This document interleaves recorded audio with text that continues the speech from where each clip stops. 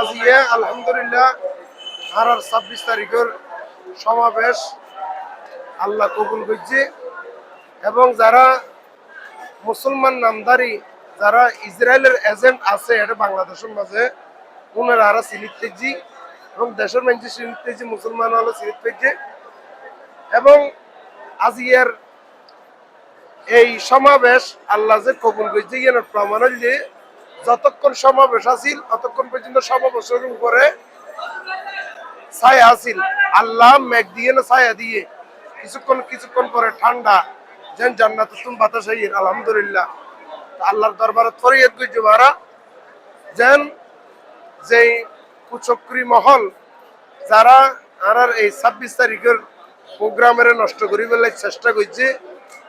আল্লাহ যেন তারার হেদায়ত দান করে এবং তারার আগ্রাসন উত্তুম আল্লাহ যেন আর ইমান আমল